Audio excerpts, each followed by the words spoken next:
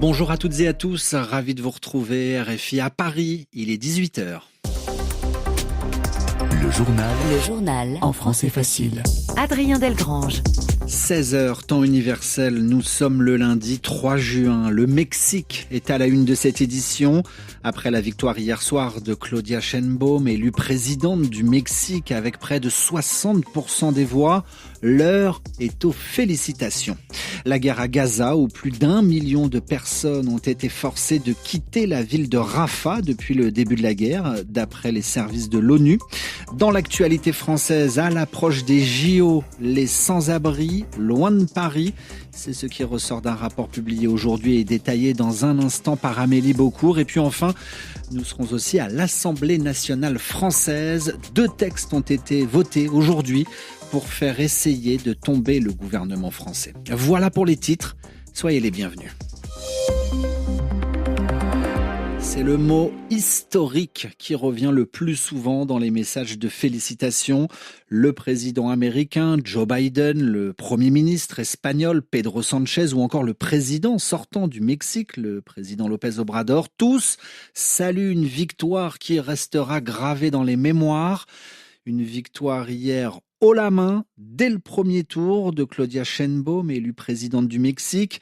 Les résultats ne sont pas encore définitifs, mais ils ne laissent pas la place au doute, car Claudia Sheinbaum, ancienne maire de Mexico, l'a emporté avec près de 60% des voix. Reportage de Gwendolina Duval au QG de Claudia Sheinbaum, son quartier général à Mexico. Pour la première fois en 200 ans de République, je deviendrai la première présidente du Mexique. Légèrement émue mais fidèle à sa maîtrise habituelle, Claudia Sheinbaum a pris la parole après une journée d'élection très chargée et des résultats qui ont tardé à tomber.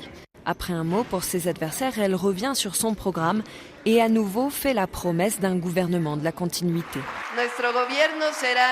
Notre gouvernement sera honnête, sans influence, sans corruption ni impunité. Ce sera un gouvernement de l'austérité, de la discipline financière et fiscale et avec l'autonomie de la Banque centrale du Mexique.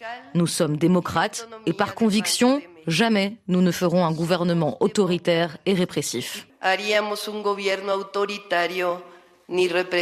Tandis que les félicitations du président Andrés Manuel López Obrador et de la communauté internationale commencent à tomber, Claudia Sheinbaum est partie célébrer sa victoire sur la place du Zócalo avec ses partisans. Gwendolina Duval, Mexico, RFI. L'actualité au Proche-Orient, Gaza, toujours sous les bombes. Des bombardements meurtriers ont visé aujourd'hui la bande de Gaza.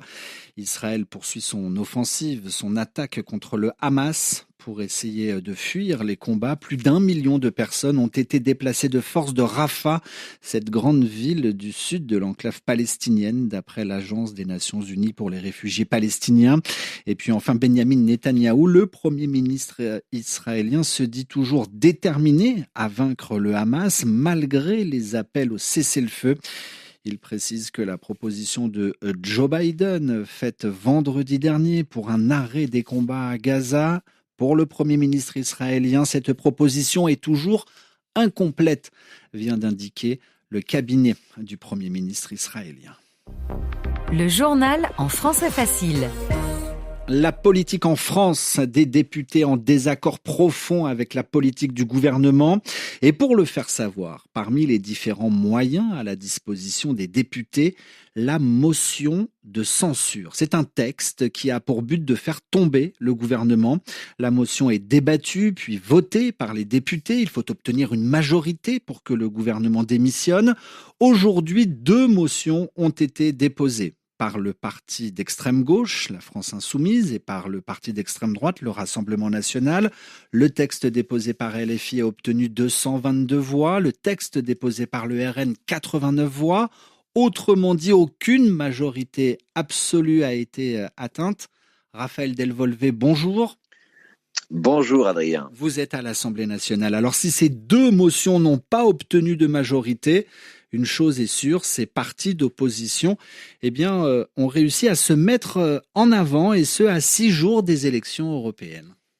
Oui, ces deux motions portaient sur le dérapage budgétaire et ça a permis en effet au Rassemblement national, le favori des sondages, de s'en prendre encore à Emmanuel Macron, pas seulement sur l'économie, sur l'immigration également. Le RN charge aussi les Républicains LR qualifiés de faux opposants car il n'a pas voté les motions du jour, bien que le parti de droite menace depuis plusieurs semaines de renverser le gouvernement en raison justement du dérapage budgétaire. La France insoumise a également profité de la tribune pour tacler LR, mais aussi faire campagne en évoquant par exemple la guerre à Gaza. Vous voyez, on a du mal à faire le lien entre le Proche-Orient et les finances publiques françaises. Le chef du gouvernement, Gabriel Attal, a pu répondre aux critiques. Il a qualifié tout simplement LFI et RN de pompiers pyromanes de la démocratie. Raphaël Delvolvé en direct de l'Assemblée nationale française. La France qui par ailleurs se fait belle pour accueillir bientôt les JO. Alors se faire une beauté pour être la plus présentable possible, certes, mais à quel prix ? Des associations regroupées au sein du collectif appelé le revers de la médaille publient un rapport aujourd'hui dans lequel ces associations dénoncent un nettoyage social. Plus de 12 500 personnes des sans-abri ont été éloignées des rues de Paris par les autorités. Le but, cacher les publics en difficulté sociale aux yeux des touristes. Amélie Beaucourt, bonjour. Bonjour Adrien. Sur quoi se basent ces associations pour parler de nettoyage social ? Eh bien, ce rapport, Adrien, montre qu'en une année, entre mars 2023 et avril 2024, les expulsions des personnes qui dormaient dans la rue ou dans des squats, des bâtiments vides, se sont multipliées. Elles ont toujours existé, ces expulsions, mais elles sont beaucoup plus nombreuses depuis quelques mois.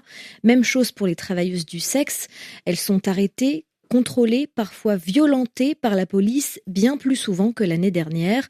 L'objectif serait de les empêcher de rester dans les rues dans lesquelles les touristes se promèneront pendant les Jeux Olympiques et donc de les chasser loin de la capitale.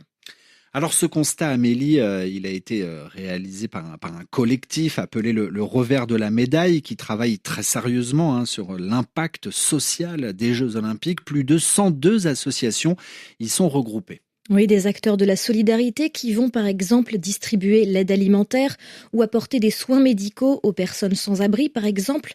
Elles sont donc plutôt bien placées dans la rue pour voir que la situation a évolué depuis 2023. Évidemment, elles essaient de trouver des solutions avec les représentants de l'État. Elles ont aussi discuté avec les organisateurs des Jeux Olympiques, mais sans succès pour le moment. Aujourd'hui, avec ce rapport, elles ont contacté l'Union européenne et les Nations unies pour alerter sur ce nettoyage social qui est en cours. Merci beaucoup Amélie Beaucourt dans votre journal En français facile. Et puis enfin, comme une bonne partie de l'Europe du Nord, le printemps n'est toujours pas arrivé en Belgique. Le gris survole Bruxelles depuis le début du mois de mai. L'Institut météorologique national a relevé 23 jours de pluie dans la capitale belge en mai, ce qui est un record depuis 1856. Reportage à Bruxelles de Jean-Jacques Herry. Depuis de longues semaines à Bruxelles, un astre est porté disparu, le soleil. C'est l'espèce de boule jaune dans le ciel. Le quotidien est gris et en plus le quotidien est mouillé avec 23 jours de pluie au mois de mai. On dirait qu'on est sous la douche, c'est continu, je ne sais même pas d'où sort toute cette eau. Thomas et Héloïse confirment. On est le 2 juin je crois, il fait toujours aussi gris, aussi venteux, aussi pluvieux. Je pense que la Belgique entière en peut plus quoi. Vraiment c'est un problème très très grave ici quoi. Il fait froid, on a juste envie de se cocooner dans notre maison et 1 heure de soleil par jour, je serais déjà heureuse. C'est ça la Belgique aussi, on a appris depuis qu'on est né à vivre avec ce temps-là qui amène à la déprime. Mais cette résilience belge, elle a tout de même ses limites. Du tout, moi j'ai juste envie de me casser, ça continue comme ça, moi je reste plus dans ce pays. Et soudain le miracle, vers 18h, quelques rayons de soleil percent les nuages et c'est toute une ville qui revit. Ça change vraiment parce que là ça devenait déprimant, un bien fou, vraiment, ça revigore. Au pied du Mont des Arts, un musicien reprend alors Here Comes the Sun des Beatles. Une musique forte à propos et pleine d'espoir, même si ici on reste méfiant, on ne croit pas encore à l'arrivée définitive du beau temps. Jean-Jacques Herry, Bruxelles, RFI. Un reportage haut en couleur réalisé dans la capitale belge où il va bientôt être 18h10.